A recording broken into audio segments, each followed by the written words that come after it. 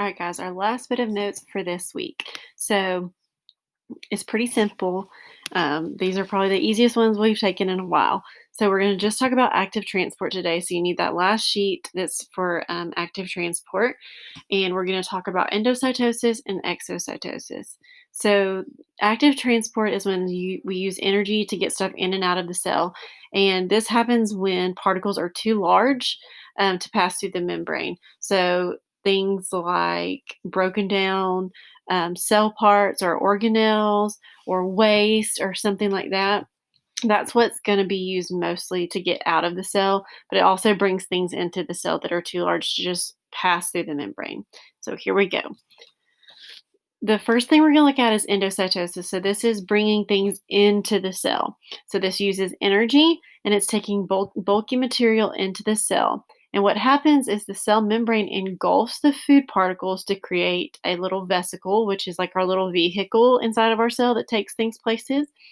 It'll create like a little food vacuole and digest the food. It just depends on what type of vesicle it needs to be. Okay, so I'm going to go back to this first slide. You can see here, this is our endocytosis. So a particle is going to come up to the cell membrane, and the cell membrane is going to start dipping down, and it's actually going to pinch off, which you can kind of see right here. It's going to pinch off and it's going to bring whatever it is into the cell.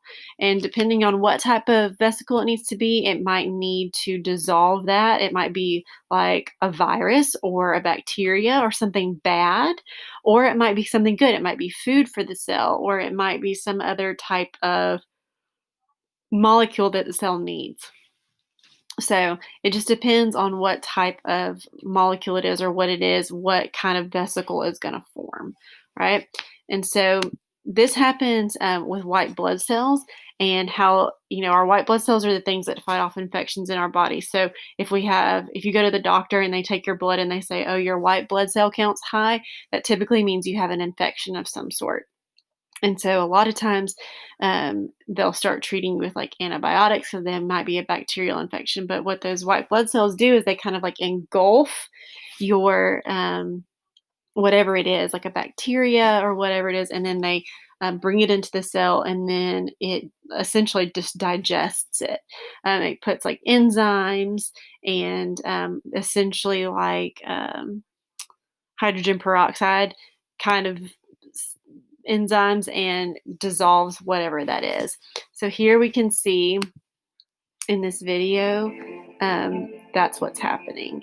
So we have these immune cells, and they're grabbing this bacteria and they're dissolving it so that that bacteria can't cause problems within our bodies.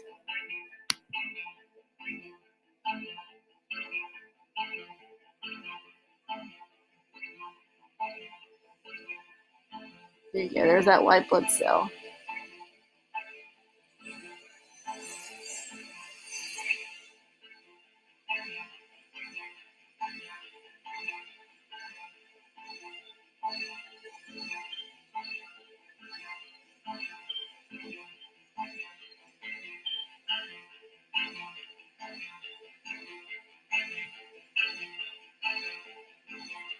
There are those proteins we talked about.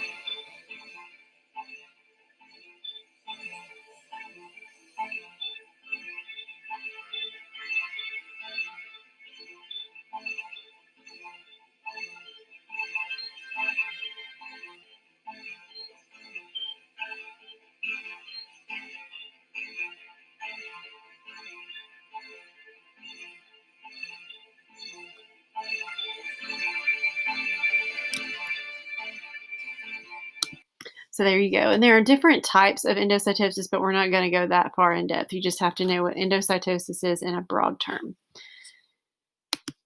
All right, our second and last type of cellular transport for active is exocytosis. So if endo is bringing things into the cell, then exocytosis is taking things out of the cell. So this also uses energy, and this is forcing material out of the cell in bulk. So a membrane will surround the material and it fuses to the cell membrane, and then the cell will actually change shape to release that material.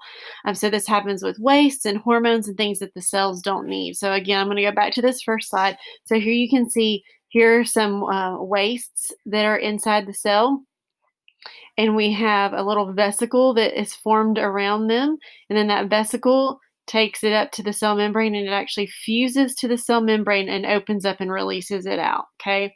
And then it just gets released out of our body as waste. So we have a little video of exocytosis happening in a little single-celled organism.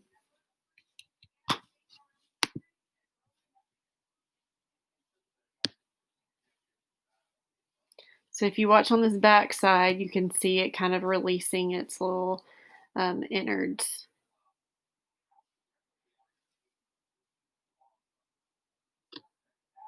So this is a little bit of a time lapse, but it does happen pretty quickly. So it forms those vesicles, it merges with the cell membrane, and it just releases them out into that extracellular fluid because the cell doesn't need it anymore.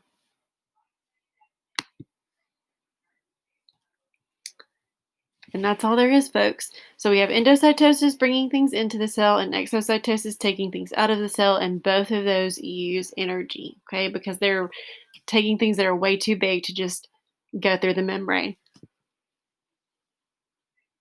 And that's the end of your notes for this test. Whoop, whoop.